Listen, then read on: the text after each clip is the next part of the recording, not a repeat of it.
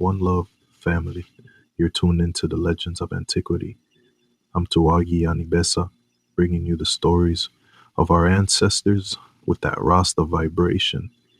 Today, we journey into the life of Paul Bogle Baptist, deacon, farmer, and the firebrand who led the 1865 Morant Bay Rebellion. We'll trace his steps from humble Stony Gut to the courthouse at Morant Bay, feel each footfall of that 45-mile march, taste the smoke of burning halls, and witness how his sacrifice shaped Jamaica's destiny. Let's step into the fire. Chains on paper, not in practice. Imagine Jamaica, 1865, 27 years since slavery's end. Yet freedom's promise remains broken. Black folks stuck on rented plots, taxed into poverty by poll laws and vagrancy bills. Droughts dry the cane, sugar prices crash, and courts whip peasants for gleaning abandoned fields. On paper, we're free, but in practice, Babylon still holds the chains.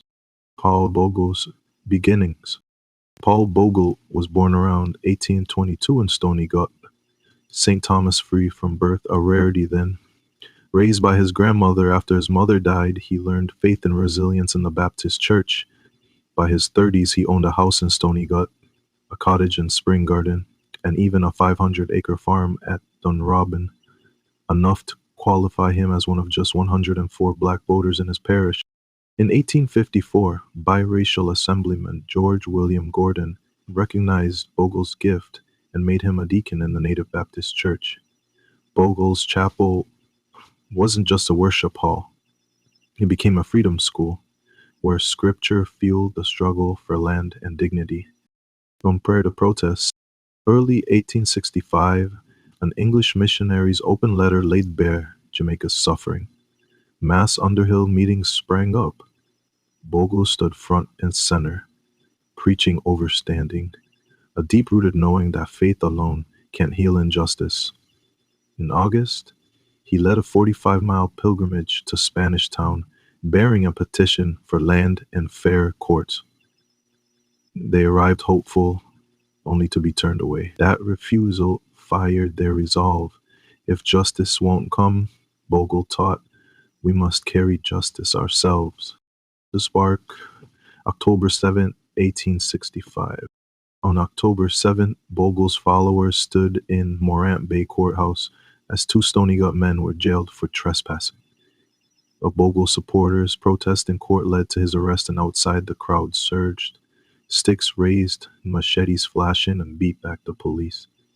Warrants went out for Bogle's head.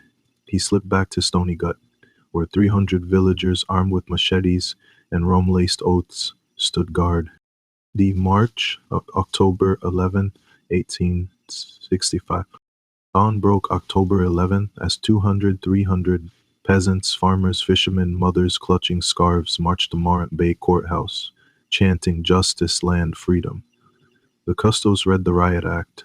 Stones flew. Without warning, the militia fired. 7 fell. Rage exploded. Rebels stormed the building, set it ablaze, and killed the custos. For 2 days, Morant Bay was theirs. Prisoners freed. Tyrant symbols toppled. Retribution scorched earth. October 13. Governor Eyre declares martial law. British troops and Maroon militias swept through. 500 black Jamaicans killed, shot or hanged after drumhead trial. 600 flogged, many women among them. 1,000 homes razed, including Stony Gut. On October 10th, at 3 a.m., Moortown Maroons captured Bogle, cane stalk in hand. He surrendered. Next day, October 24, Paul and his brother Moses were hanged amid the courthouse ruins, buried in an unmarked grave. News of the massacre split Britain. The Jamaica Committee, led by John Stuart Mill, demanded Governor Eyre face justice. The Eyre Defense Committee, with Dickens and Carlyle, defended his harsh hand. A royal commission condemned the excesses. Eyre was recalled, and Jamaica's planter-dominated assembly was dissolved, turning Jamaica into a crown colony and, ironically, opening doors for future reforms. Legacy from rebel to national hero.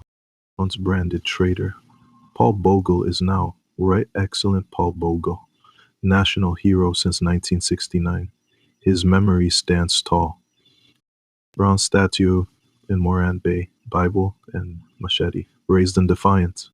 His face on the 10-cent coin and the new $50 bill with Gordon. Paul Bogle High School and Vocational Institutes in St. Thomas. October 11 declared Paul Bogle Day ceremonies, lectures, reads, roots, reggae anthems like Third World's 1865, 96 Degrees in the Shade, Keep Your Spirit Alive. Bogle taught us that true power lives in unity and faith. When Babylon gags your voice, speak with your feet, your hands, and your heart. Reflection. Family, Paul Bogle's flame still burns. He asks, how long? How long will injustice choke our communities? As you carry his legacy, where does oppression still bind us today? How can we stand united in courage and compassion? What petitions lie unfiled in our hearts, waiting for our action? Freedom isn't granted, it's claimed with courage.